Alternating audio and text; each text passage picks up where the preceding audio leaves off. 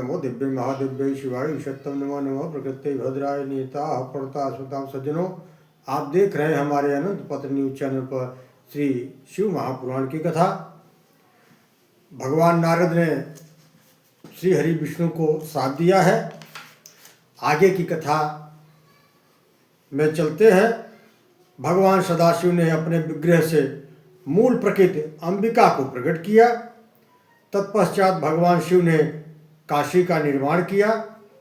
काशी को अविभुक्त क्षेत्र कहते हैं क्योंकि प्रलय काल में भी भगवान शिव काशी को अपना सानिध्य से अलग नहीं करते।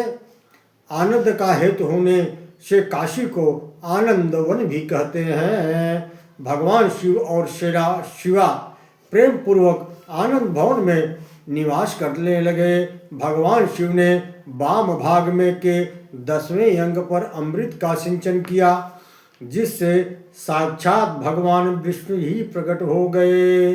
बोलियो विष्णु भगवान की जय। सदा भगवान सदाशिव ने कहा, आप व्यापक हैं, इसी से आपका नाम विष्णु होगा। आप तप करें। भगवान नारायण ने 12,000 दिव्य वर्षों तक तप किया। नारायण दीर्घ काल तक जल में शयन किया। इसके बाद नाभि कमल पर ब्रह्मा भगवान नारायण के नाभि से कमल उत्पन्न हुआ। उससे असंख्य नाल दंड थे।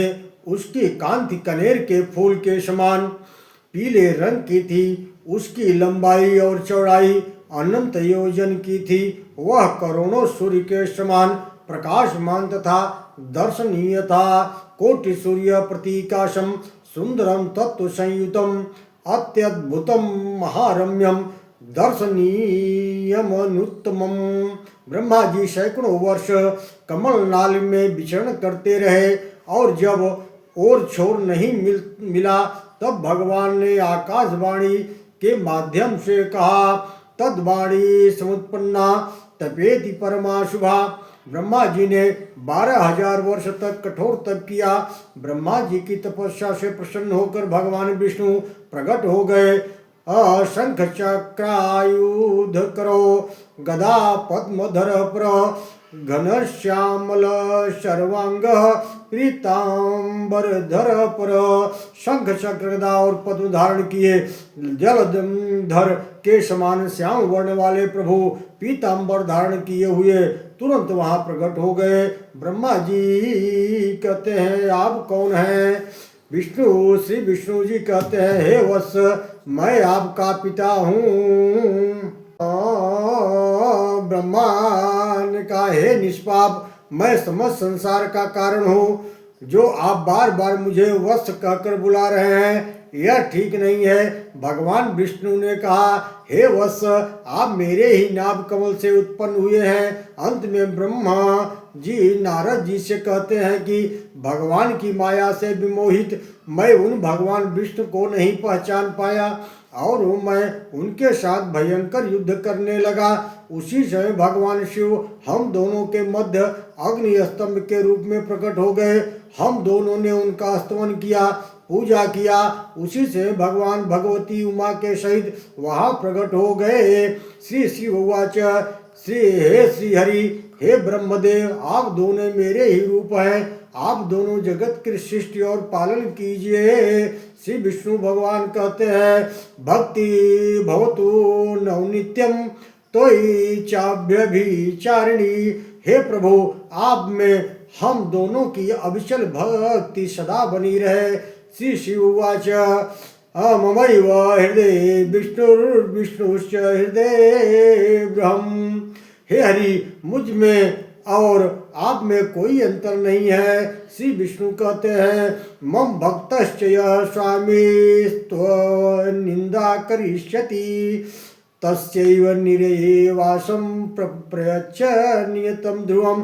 हे स्वामी, मेरा जो भक्त आपकी निंदा करेगा उसे निश्चय ही नरक में वास मिलेगा। ओम नमो भगवते वासुदेवाय। भगवान शिव इतना कहकर अंतर ध्यान हो गए। तभी से इस लोक में लिंग पूजन प्रारंभ हो गया। शौनक जी के पूछने पर सूत जी ने पुनः लिंग पूजन का वर्णन किया है। लिंग पूजन के लिए ब्रह्मा जी ने विश्वकर्मा को भिन्न भिन्न धातुओं की लिंग बनाने का आदेश दिया। इंद्र ने कहा पद्मराग से बनी लिंग की पूजा करते हैं। इंद्र कुबेर स्वर्ण से बनी लिंग की पूजा करते हैं। धर्म श्याम वर्ण से बनी लिंग की पूजा करते हैं। विष्णु इंद्र नीलमणि से बनी लिंग की पूजा करते हैं। लक्ष्मी जी स्फटिक से बनी लिंग की पूजा करते हैं।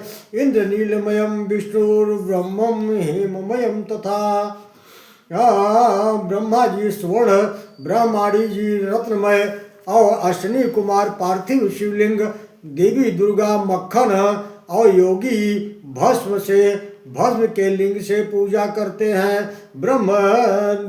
ब्रह्मा ने कहा हे नारद, शिवलिंग के स्थूल और सूक्ष्म ऐसे दो रूप हैं। जिसको शिव के निराकार रूप का ज्ञान प्राप्त हो गया उसे मूर्ति पूजा की आवश्यकता नहीं है।